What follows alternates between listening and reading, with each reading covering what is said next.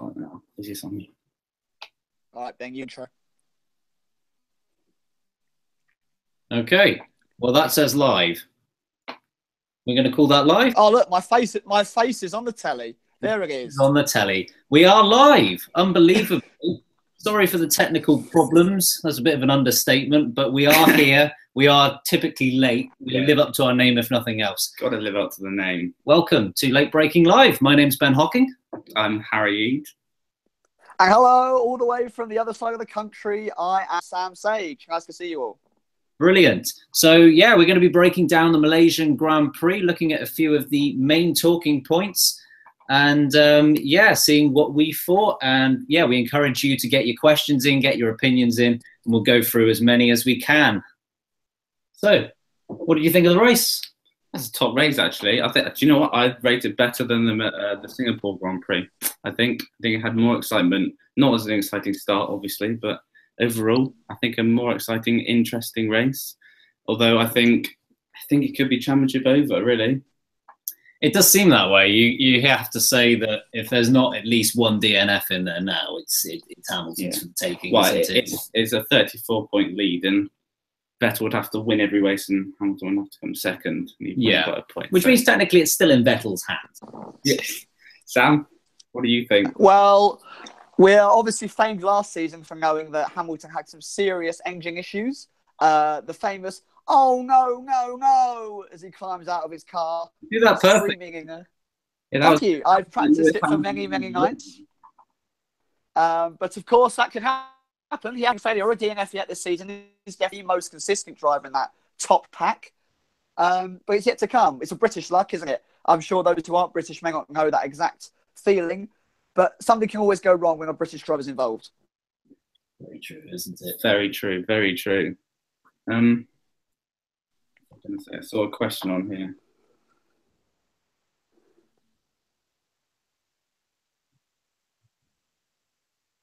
Oh, I can't find it now. Anyway, sorry. I believe it was from James talking about when Verstappen was going to win his first world title, lads. What do you think? Oh yes, yeah, that's right. Yeah, if you want to kick that one off, Sam.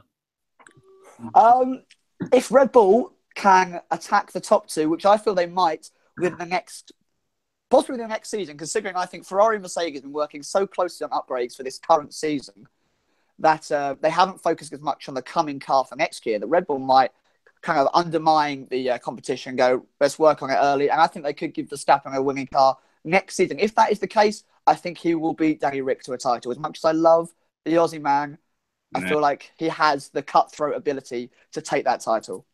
Able to say, do you know what? I disagree. I predicted Red Bull for the championship this year, so I know nothing. Okay. Yes, mate, you are rubbish. Yeah, I actually disagree. I think Ricciardo has the more immediate chance, although I do think that Verstappen in years to come is more likely to win more. I don't think Verstappen's ready yet. I think whilst there is a lot of there has been a lot of bad luck for Verstappen this year, obviously, and he should have a lot more points than what he does. But I think there is still a reason that Ricciardo's got so many more points, is that he knows how to manage a race, and I don't think Verstappen has that ability yet. Yeah, he might be too young. He's younger than us. How depressing that is so depressing. We're here. I mean, we've been doing all right at the minute, I guess. Yeah, but we're not winning normally races. But anyway, we've got a question from Rob Burnett. Who do you guys think was at fault for the Vettel Stroll crash at the end of the race? Just technically after the race. Yeah, I mean, it's a big talking point, probably the biggest talking point. It's the only crash of the race, which is odd. Yeah, that's very true, actually. Became a reliant Robin, didn't it, the Ferrari? But... yeah, before the Salva taxi incident. I mean, was it the only crash of the race, or did we see a certain Palmer and Lama take a little spin halfway through after a slight collision with a Haas? He was a little spinning top, wasn't he? Yeah, he was like a fidget spinner for the Formula One world. Fidget spinner. He's like a Beyblade. The Beyblade of the Formula One. Do you remember the Beyblade? Oh, Beyblades were cool. Wait, we're actually supposed to be answering. Okay, so Stroll versus Vettel. I think it was actually Vettel's fault. I think Vettel shouldn't have been anywhere near Stroll. I think there's no reason to try and go past him. At the same time, I think Stroll was a little careless and could have avoided it. I think the right decision was no consequence either way. But I do think, yeah, if you're going to blame anyone, I'd probably say Vettel, but I think I'm probably the minority there. I think more would say Stroll. Yeah, I wouldn't say it. I just think it's just a clumsy accident. Yeah, I think it's clumsy. They're probably a bit tired, actually, after that. It's a bit of a sweaty Grand Prix. Did you? I think the real talking point from there, though, lads, has got to be the fact that Vettel is probably now due a gearbox change, which will give him a penalty in the up-and-coming Japanese Grand Prix. No, I mean that's another disaster, isn't it, for the fading title hopes of? Yeah, Vettel. I mean, he did as well as he could have from this weekend, and you have to say, like, his performance on Sunday was brilliant, but at the same time, he has still lost out by, was it 6 points to Hamilton, and he can't afford that. So I know, even with his heroics, he couldn't salvage a win against Hamilton. Yeah, I know. Another question here from Pavel. What are the reasons, or what do we think the reasons are they cancelled the race in Malaysia from, well, since this was the last race? What do you think? Because I love Malaysia. Great track. Well, I mean, there was record attendance this year, so it's not down to that either, I don't think. That seems an odd one, doesn't it? Mind you saying that, record attendances don't seem to mean anything when you've got Silverstone breaking record attendances and still not making profit. It's probably financial, isn't it, more than anything? Because I think the circuit itself is mighty fine. I like Malaysia. I like a massive downpour for no reason. It's good. Yeah. I also think, lads, that part of the reason could be maybe, obviously, we've got the new Liberty Media in charge of the company now. Maybe it's the fact that they want to bring back some more of the more classical tracks, more of the more European central. Maybe they just think, you know what, cut this one out. They've got Petronas, which is still a massive sponsor for Mercedes, of course. But at the end of the day, move it around. We've got France coming in next year, haven't we? We've got, possibility of Germany always in there. So we can't have 30, 40 GPs as much as we'd love one to be every weekend. They've got to scrap some somewhere. Classic circuits, because we have got a question from Pete Jones saying, bring back Imola. Obviously a circuit we haven't seen in, was it over 10 years now? 06. Yeah, just over 10 years. I would definitely love to see Imola come in, because I honestly, I think it was one of the better circuits. I'm excited that they got rid of it. No, I love Imola. I don't know why they don't go back, to be honest, because it's great. It's a great track. Might be money again. Very much the same as Istanbul. I feel like the Istanbul Park had some good moments. If they were to mix it up a little bit, bring it back. People, did they? I didn't get many people watching in Istanbul. No, that is the issue. Maybe Formula One in Turkey isn't the most ideal of sports. No, but that's probably the most realistic comeback of all circuits that aren't, apart from maybe like something in Germany like Hockenheim, if you consider that a comeback. But yeah, I think Istanbul. There were talks earlier on about returning to Turkey. I wouldn't mind seeing it. Well, just for turn 8. Imagine 27. I mean, think of turn 8 with that increased downforce. That would just be incredible, wouldn't it? Be like a straight. Their heads will be ripped off. You have just F1 heads laying. It would be driver decapitation. That's what we call it. Yeah, good. If we did an LB News on it, driver decapitation. You go to Turkey and it's driver. Yeah, all right. Haley asked, what did you make of Pierre Gasly's debut? What do you reckon, Harry? I thought he did very well. He was very close to Sainz in quality, which I was mightily impressed by. And he did very well in the race, considering he didn't have a working water bottle. Yeah, I mean, sweaty work. Wasn't Toro Rosso's best circuit either, was it? No, exactly. And I think, well, Sainz got an instant with Ocon. Yeah, he stayed out of trouble, didn't he? Yeah, definitely. Sam, what do you reckon? It was definitely a quiet debut. We've seen some more impactful debuts into the sport, but I felt like he kept himself out of trouble, showed that he could drive the car, he could challenge people that are already in the sport. And we also have a nickname for him, obviously, for if he continues to be in the sports gear, which is taken from the reputation of Stan Lee. It is Gasly, which I'm sure you'll enjoy an animation of. In the coming future, we'll bring that up for you. Can we just say, when he says we, he means we don't think that at all. We've never used that and never will. Stan Lee. It's not even close. God. Hi, Paul. Hi, Paul. Here. Nice to see you here. Hi, Paul. How's it going? I will say just quickly about the Gasly thing is that I do think he's very important to the whole Red Bull puzzle, because if you get Verstappen and Ricciardo, one of which potentially leaving, maybe both at the end of 2018, their futures aren't secure.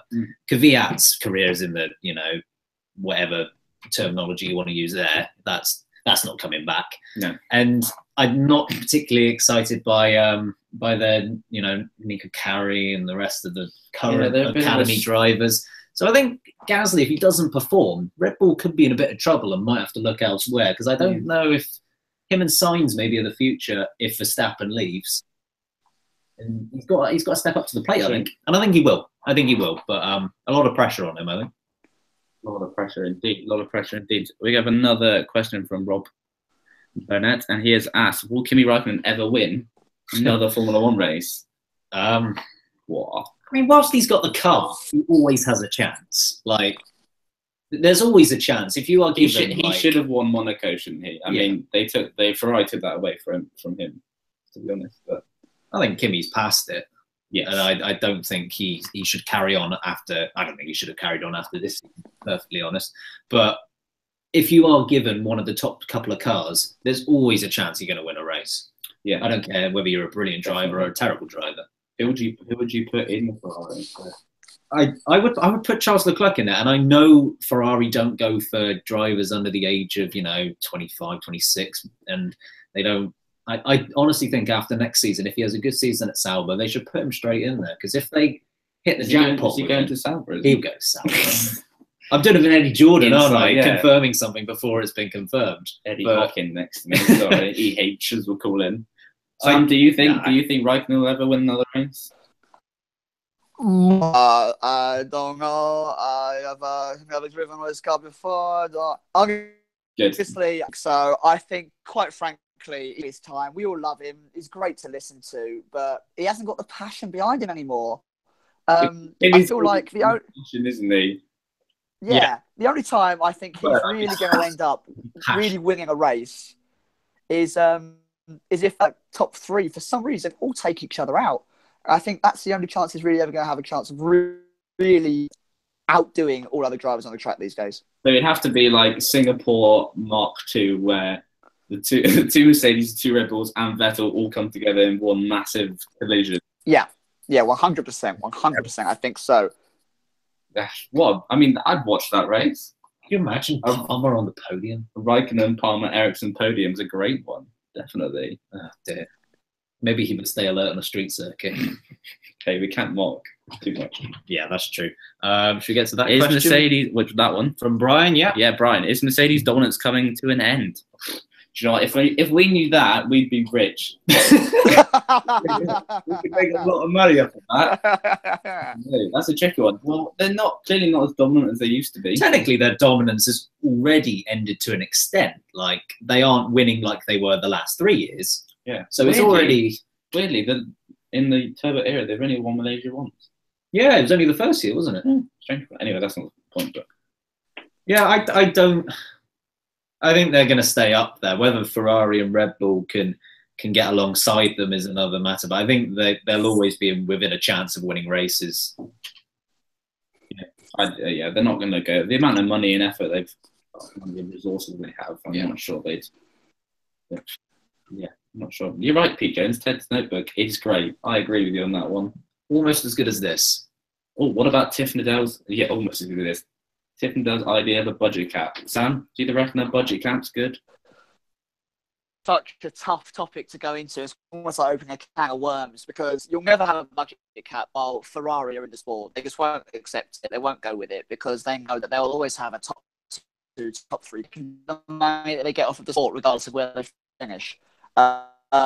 It's difficult to help the lower teams, but do they just end up all becoming customer cars that can't really advance? They'll become very bland because the top structures wanting to join the sport because they don't have the financial ability to stretch their legs and use innovative technology. It's something that, quite frankly, has so many advantages and so many disadvantages that I think either way we'd see improvements in the specific things that are better, and then we see a shout of disadvantages also come to the sport, which may lead to the exit of teams such as possibly Mercedes, Renault, just because they have got the funding and the money to go, we're going to outdo them. What do you guys think?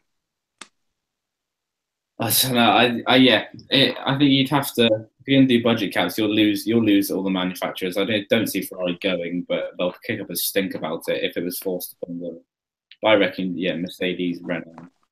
It's a good idea in theory. I don't think they could actually get it done in practice because of the implications that it would have on the current teams. Like you say, I don't think they'd be able to do it.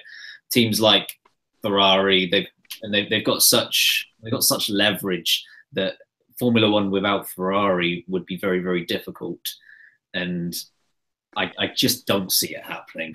No, regardless of how I like to see it, but they've Formula One's backed itself into a bit of a corner, really. Yeah. So I don't see it happening, to be honest. Got anything else there? I did have one.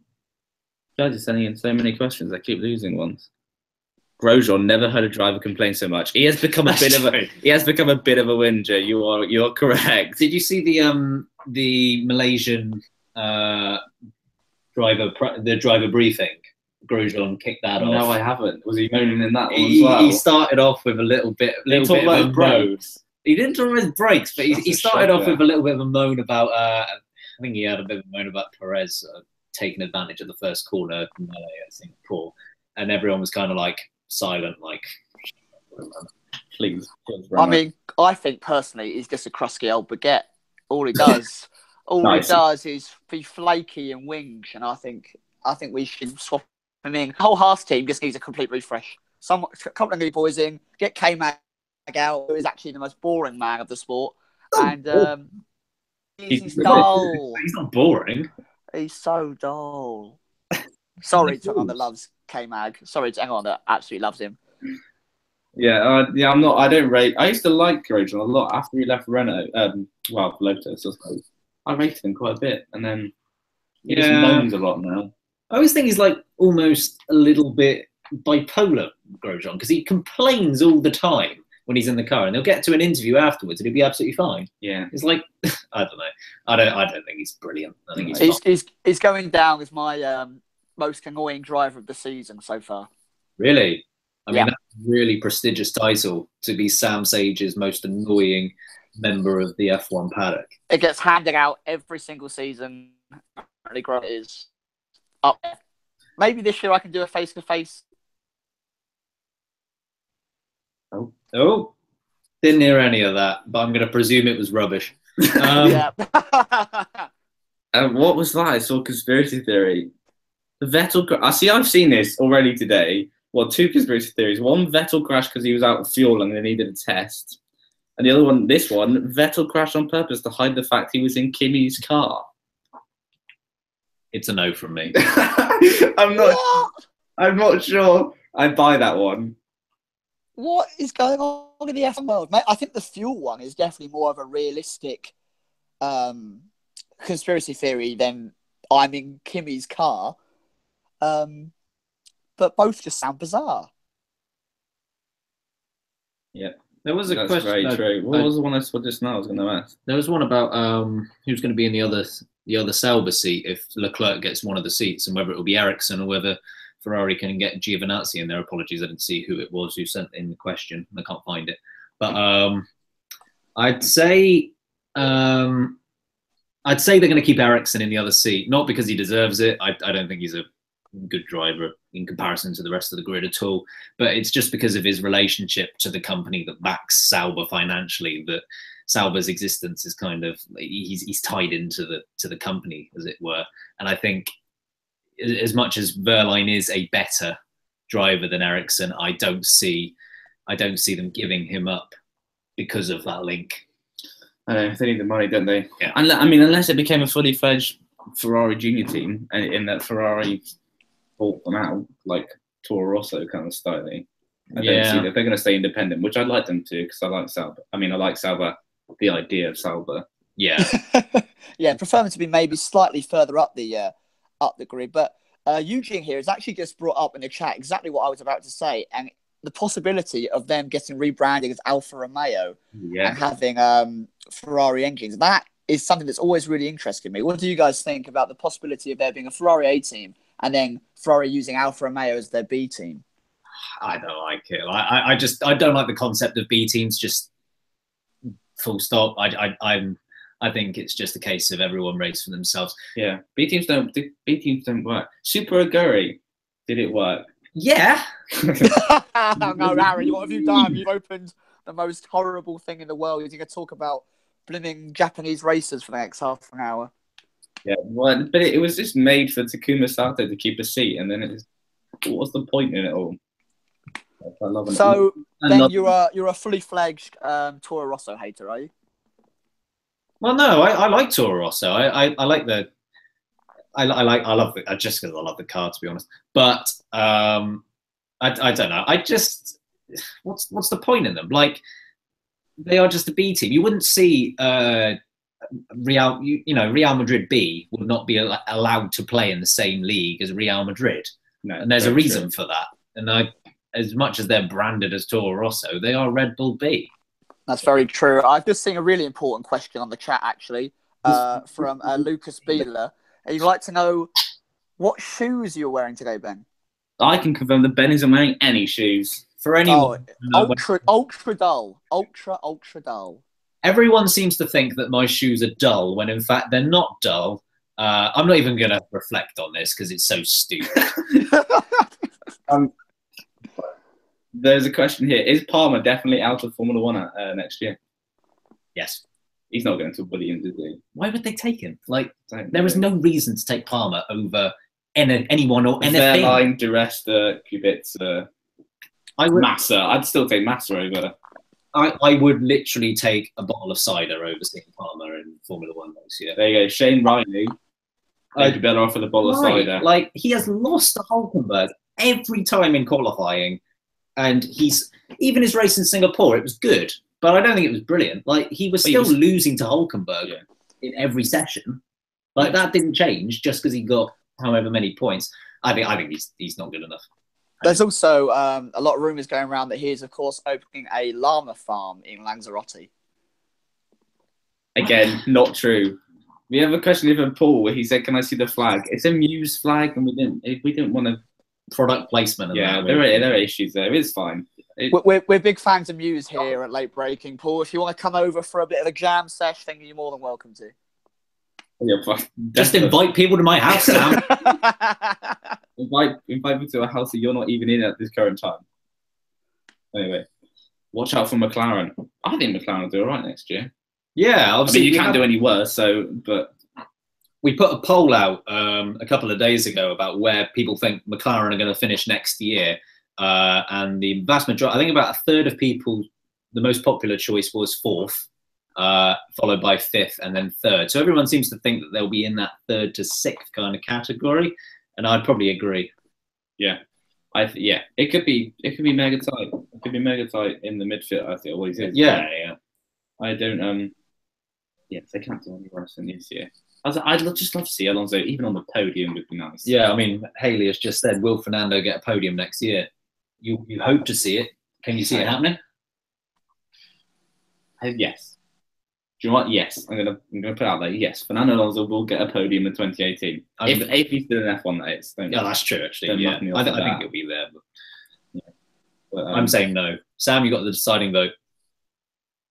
It's because Fernando is the man, and we wink to each other in Morse code. And he's told me that he will be getting a podium next year.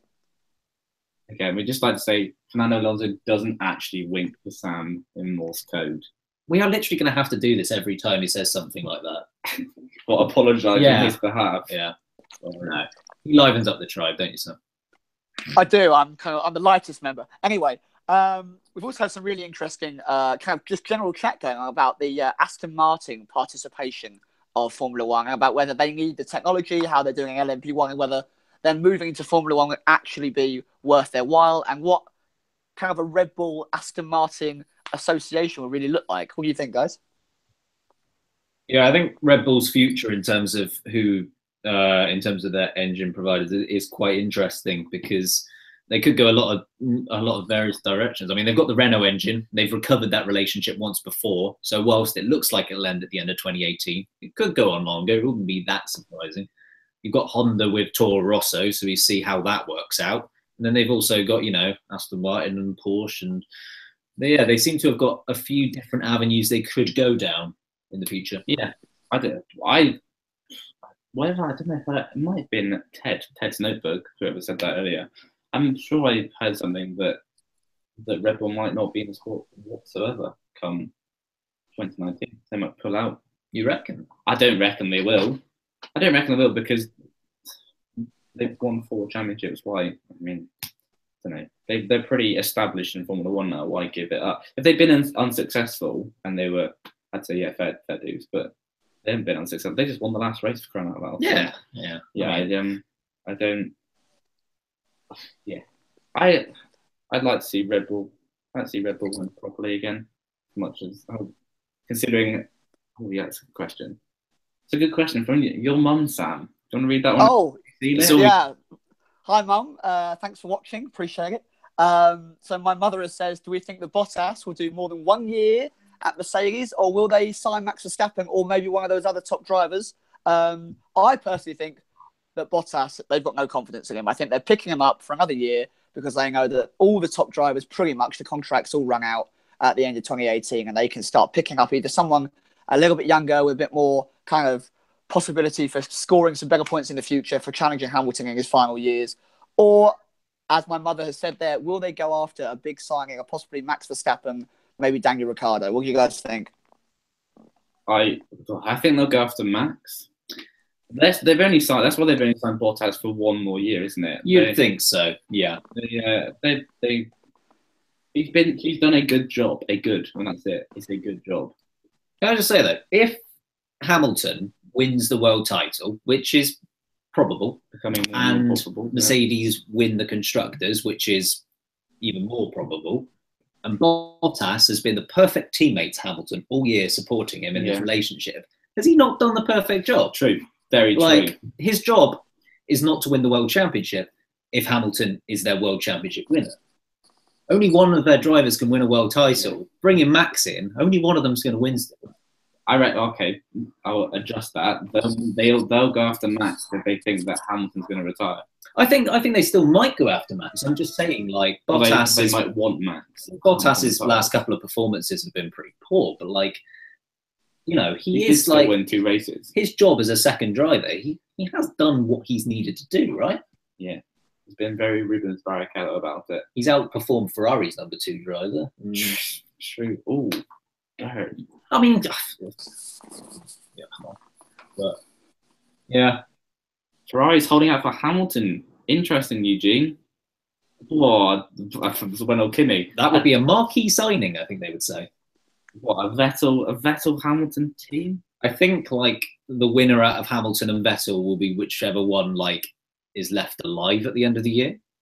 Like I think one of them would kill the other. I'm not sure which way around. And that one wins the championship. Maybe it's like Game of Thrones, but I would say like Games. I would say like Hamilton might eat Vettel alive, but I remember he's just turned vegan, so it's probably the other way around. Yeah, true. He might. Yeah, because Vettel's well known for eating people alive. Yeah.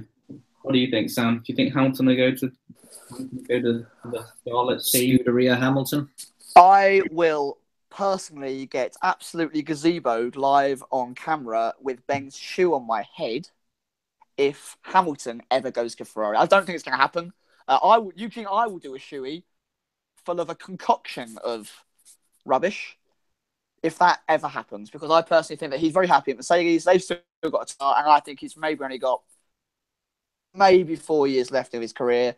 It would be very strange to be 2 first drivers at that team. And we know Ferrari love a first driver, second driver combination, and Hamilton will never be a second driver.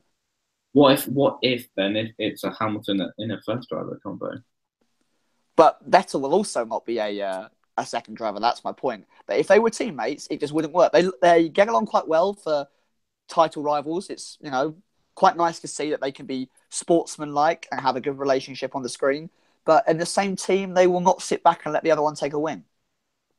No, I couldn't see the 2 of them. I just thought maybe if Vettel wasn't at Ferrari, but then he has just signed. They both just signed, haven't they? So yeah, it would be. I just don't think it's going to be happening before one of them retires. Obviously, Hamilton is about a year older than Vettel. The chances are one of them is going to retire in the next 4 years, and we will see kind of this dominance of those 2 over really for the last 10 years. Fantastic question. This is controversial. Thank you, Rob. This is a great question. If each of you was an F1 team, which one would you be? Before you go, Well, I don't think we should judge ourselves. We should judge each other. What would you be? All past, all present. Okay. Oh wow, no, that makes we're it changing the game now. Oh. I'm now incredibly fearful for what is to come.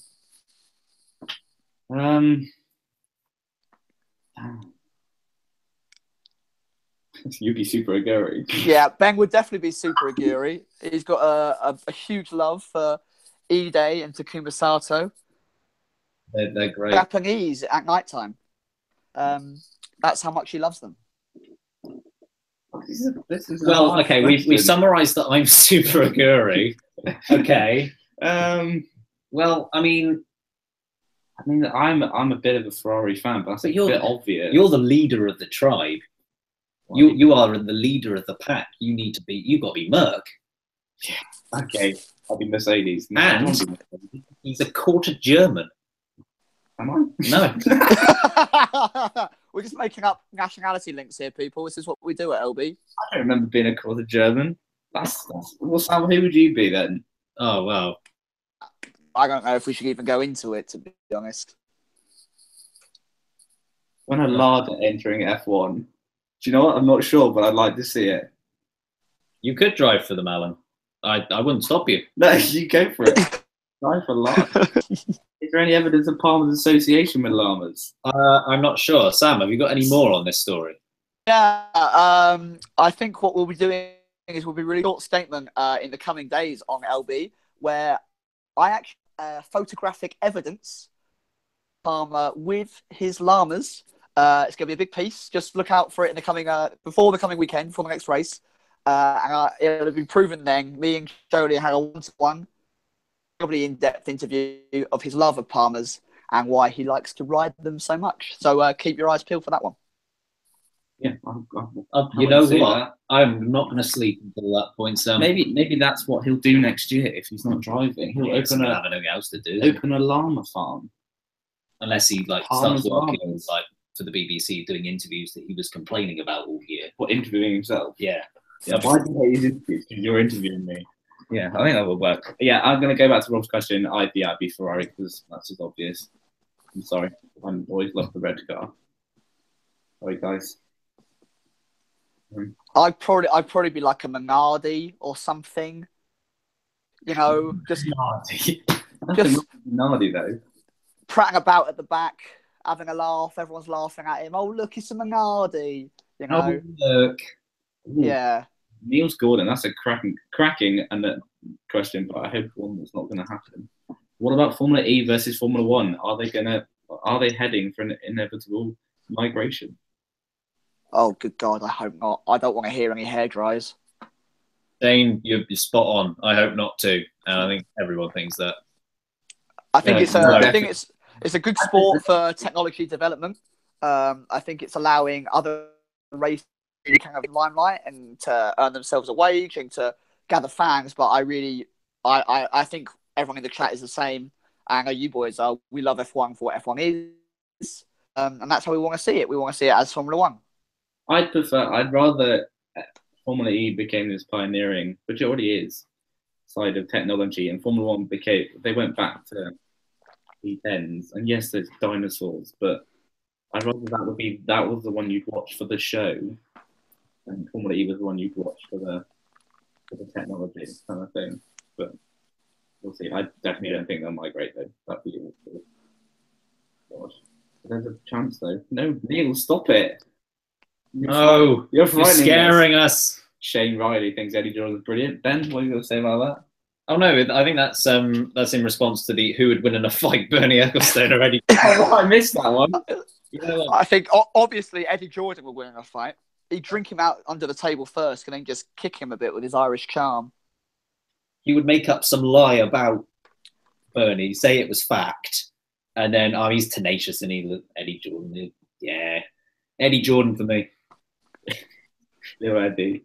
Well, Irish Eddie. I think mainly because he's younger than Bernie as well. So. Oh well, even marginally, yeah. Yeah, but I don't think Bernie would confuse EJ to death. No, no one can confuse Eddie Jordan because he's confusing enough.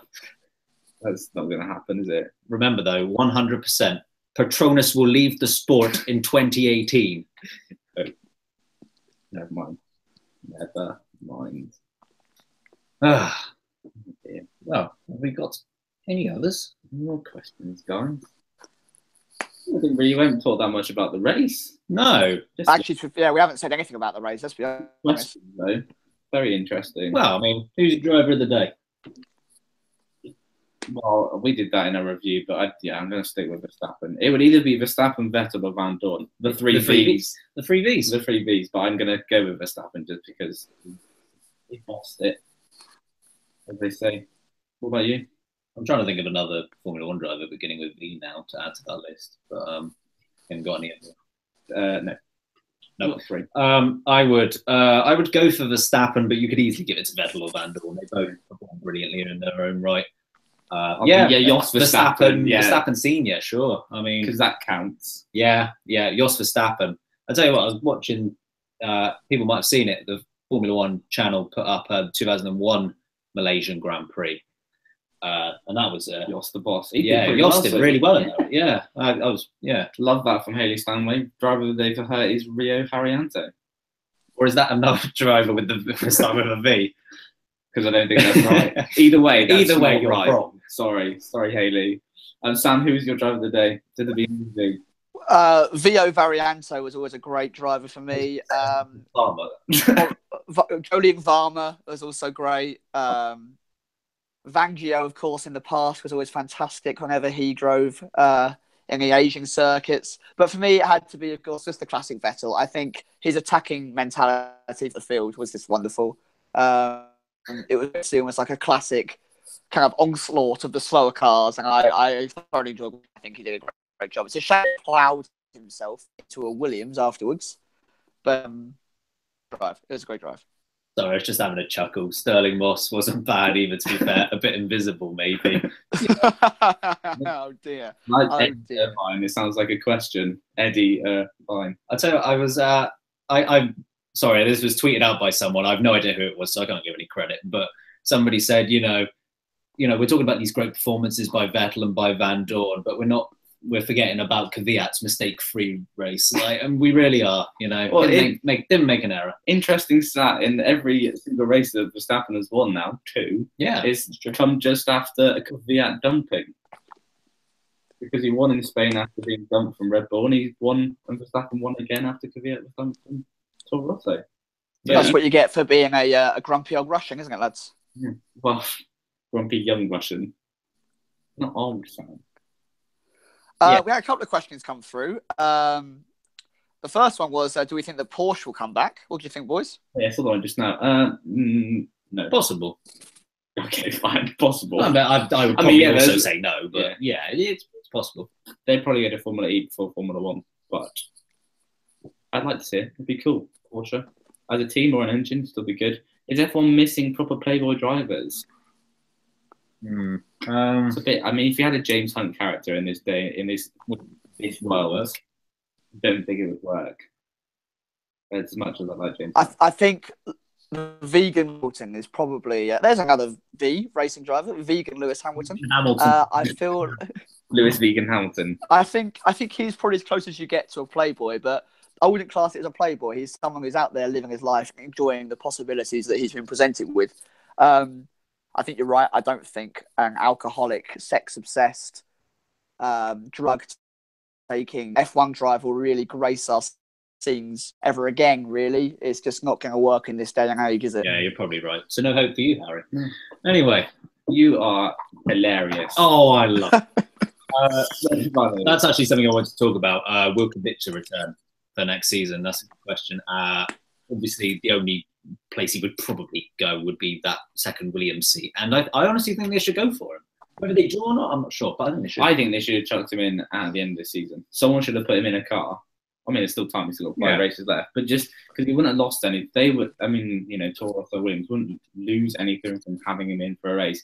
And if he couldn't do it, then fine, you don't risk the embarrassment of it at the start of next year. Yeah. And I don't think anyone would judge him if he couldn't, because the man had his hand on the script off. So it's probably him, Di Resta, or Massa, right? We can narrow it down to those. I mean, if Di Resta comes out, that was the most unlikely comeback. I would not have predicted Di Resta coming back into Formula 1. Sam, who do you think?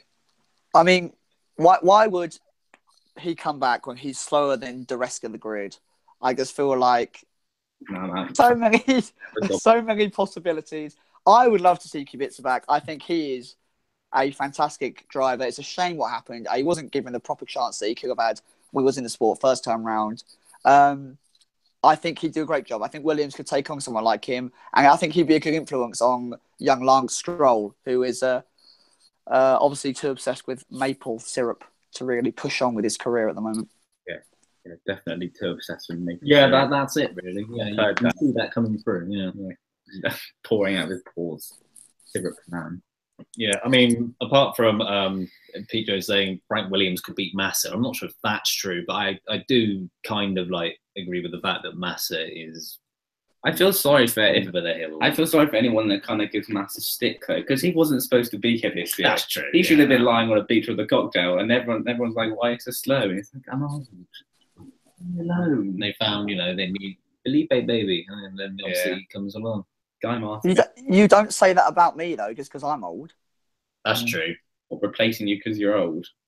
Yeah, like you don't say, Sam, why haven't you got that review out yet? Oh, because I'm old. Oh, because I'm racing Fangio. Fangio. Back in the past. My mother has brought up the topic of grid girls. I saw there was a photo on the chat a minute ago about them. What do we think? Do we think maybe it's kind of, are we past that? Do we need girls in short skirts stood around the track anymore? Or is it something that maybe is kind of, we're a bit done with that now? They had in Monaco, they had not this year, probably this year, they had good boys. I'm sure they had good boys, good men. Yeah, no, I agree. I mean, it's good, but it's not an aspect of Formula One that it sounds awful. I'm not that bothered. It doesn't really make a difference whether they're girls or boys. Yeah, I have good kids, which I think. Well, yeah, I think Rob's just brought up that really good point. Actually, they should be brought up by kind of local competition winners, or maybe people of, say, a charity organisation or someone in the local area, a group that do some real good. That it'd be really nice to actually get them on the actual screen, give some recognition for something they've done well in the local area. Maybe Ben Edwards or Crofty or whatnot. Oh, sorry, I said the Crofty word. Can actually, kind of give them a little bit of publicity for drivers' mums, Pete Jones. There you go. That'd be funny, wouldn't it? You can all imagine their mums stood there. I mean, anything is better now than seeing women who are kind of, in small outfits stood there on the TV waving like they don't have any kind of brain or whatnot. I feel like we should really, men, women, both, it should be there for a purpose. You should be there because you've done something good and they should deserve credit for it. Yeah, I agree. I think it's past its time as well. I don't see any point in it now. No. I don't think it had its time. Like, it should have had its time. I think it's just backwards. I agree. Who out with the girls? No, out with the girls, in with the kids. No. Why is F1 not politically correct? F1 is perfectly politically correct. Always has been. Yeah, nothing ever controversial happens in Formula One. Ever. Yeah. No, definitely won't object to kids getting involved, Haley. So obviously Palmer took a few little tumbles throughout the race. Do we think that maybe this was kind of the last straw? Do we think that maybe this race really wrote him off for any kind of comeback throughout the season? Well, after Singapore, if he carried on the point scoring form until the end of the season, then someone might have looked up and said, "Hello." Right. But then he hasn't performed well all year. But then half of it has not been his fault. Half of it has. He was on his That's last. true. He was on his last live going into this year. Well, I think he did well to just about get a seat for this year, and he hasn't taken advantage of it really. You can't. He's never beaten Hulkenberg in qualifying once. It's a bit. I mean, come on, yeah, you just can't really defend that, really. Be interesting to see signs in Hulkenberg. Yeah, I think that'd be a good match. I think that'd be a really good match. Yeah. Another interesting talking point that's been brought up about halos and covered cockpits. What do we think, lads? I mean, I don't like them. No. No. Let me have a think about that. It's a no. It's a no. I don't like them. I'm sure we'll get used to them, but it sounds awful because you never want to see anyone hurt or injured or die. But then I do feel that they know what they're doing when they get in the car. They know what they signed up for, kind of thing. And they're very, very safe now. We've only had a couple of. We've had Massa, Bianchi, Henry Surtees. I mean, would you prefer a halo, or would you prefer like a clear shield, almost like a bubble over the top of the drivers, which they look through, almost like a windshield that just covers the cockpit? But then they both have visibility issues. Halo with kind of looking up, although they might need to look up, and then the shield for when it's wet. Because they need windscreen wipers then, surely. Yeah. Mini F1 windscreen wipers. Maybe that could be a business. That could be a business. Right. No, no. Pretend you didn't hear that, guys. That's us. That's our idea. Patent pending. All right. I'm in favour of Richard Van Ham. Yeah. No. That's a fair point, actually. Yeah. Should drivers be able to actually choose whether they want to have a halo on their own car? I think they should. Because not all of them like it, and if you don't like it, that's what I mean. No one else. I mean, there's 20 of them now, and there's only 20 drivers, so they should be the ones who choose whether they want it or not. And Massa wouldn't have been protected by the halo, and he might have done, but I didn't think Bianchi would have been protected by the halo. Yeah, a crane at severe speeds. And that car, it was more the height of the car that caused the incident to be so severe. I don't think a metal ring around his head it might have saved his life, but I still think it would have been a life-threatening accident that could have caused him severe physical harm. I don't know, good or bad, Phil Hewitt. I mean, I like that, but that's a long way off, surely, that concept. It's not open wheel then, is it, if it's like that? It does look more like an LMP1 car. Yeah, exactly. I don't want to go IndyCar with it and try and cover the wheels up. Although the IndyCar for 2018 looks good. Yeah, definitely very good. Have you seen any of the IndyCar? I haven't. No, actually. No. I thought I want to find it. Yeah, have a look at that. It's good. It's good. Yeah. It's good. I have interest. Like, I'm not sure who. Maybe would you like to see any of the Indy drivers do an F1 race, like F1, like obviously Alonso did Indy 500. Well, I mean, we've seen Sebastian Bourdais / Tiki Musasha both in F1. I mean, they've both been in F1 and gone. You mean ones who haven't before? Yeah. Yeah. Well, I reckon there are a couple in there that could challenge. I know. Can't remember any of them. Scott Dixon. Yes, he I reckon tested, he didn't could. he? Yeah. He tested. I can't remember who he tested with. I reckon Scott Dixon tested with someone a long time ago. I'm sure someone will remember. Yeah, I would like to see it, but that's why I think I did an article on that a long time ago. Yeah, about opening the boundaries up between F1 and IndyCar and Le Mans. They should just be able to just roam free, like free range F1 drivers. Free range F1 drivers. There you go, lads. You heard it all here first. Late breaking sponsors, free range F1 drivers. Yeah. Alan Beattie's come up with a very good point, actually. Wouldn't it just make more sense for the drivers to actually be ready to stop and slow down properly when double wave yellows are on the track? True. I mean, that is it. I mean, Kimi got done for that at Spa, didn't he? They used to just drive past full flat chat and put their hand up. Yeah, I saw the flag. Yeah, if you stick a thumbs up out your cockpit, then surely it's all right. No, obviously not. If they actually made the effort to slow down properly, then I think we'd have a lot less of the incidents. We'd have a lot less cars hitting cars that have already crashed. And surely the safety would just escalate hugely then. We already have great flags out that work. The system works. It just makes sense if the driver actually respects it. Definitely. I like the question from Eugene. What other brands of engine would you like to see in F1? Nissan, Toyota, or Lada? Again, Lada is featured prominently tonight. I wouldn't have predicted it. No, not one where I would have seen coming. But I mean, Toyota have already done it. Nissan.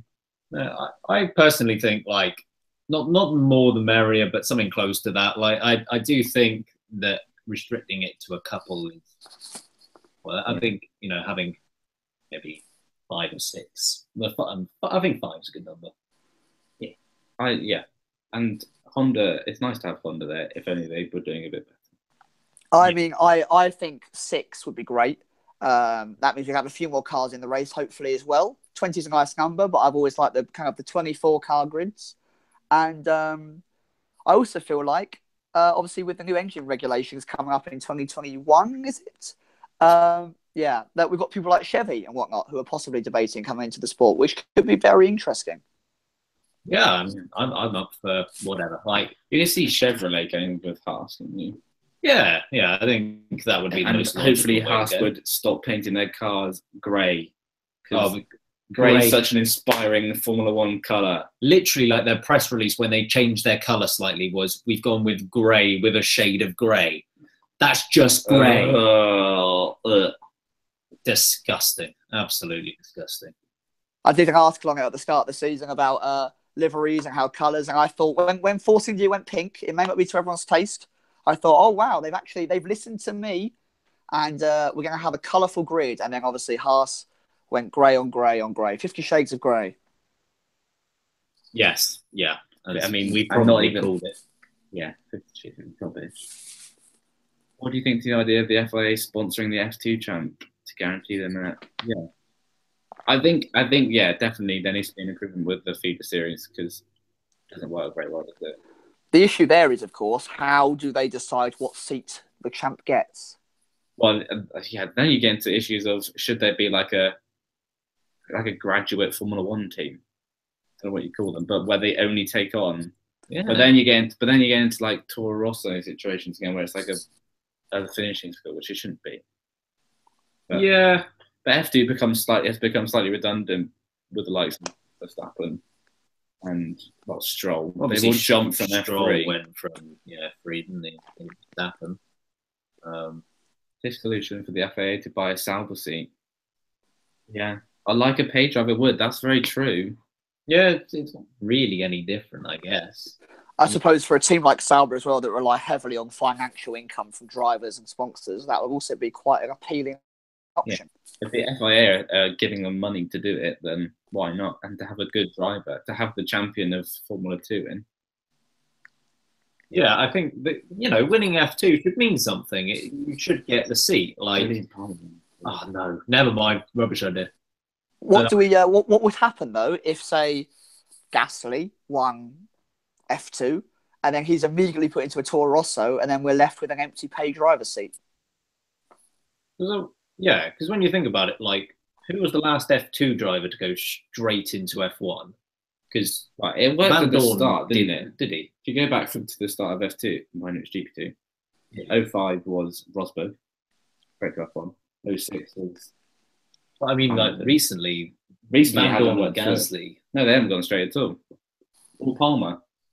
No, they've all had years out, haven't they? Yeah, I don't know who the last one would have been. Like, you're probably going back to 2013, 2012, something like that. Yeah, Hulkenberg won in 2009. And he went straight to F1, but then he was dumped for a year, so yeah, there definitely needs to be improvement. The topic of relegation has been brought up in the chat, and I know they're talking about maybe a relegation for the lowest points driver. Which can seem like it could be very much luck related. If you're in a slower car and then you have a couple of DNFs also, and you finish with 0 points, that is unfortunate. But what about relegation for a team, as if it was a football league and the highest F2 team would be promoted to Formula One? They'd need to adjust the pay structure for that to be fair in any way. Yeah. So would there be prize money? Would the FIA sponsor the team for a season? Something along those lines.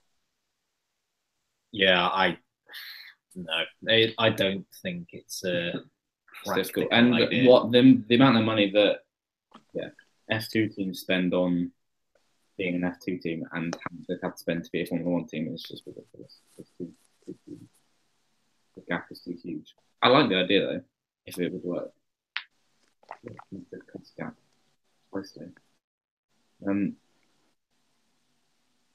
Any more questions, people? Thanks for your company, Neil. Yeah, some great questions in there. Yeah, great. Oh, he used to reset the software on his wife's Koenigsegg. That is a high priority job. I hope it goes well. That sounds incredibly complicated. There are bigger problems to have. Yeah, I feel like we would be good at that job. What, resetting software? On a Koenigsegg.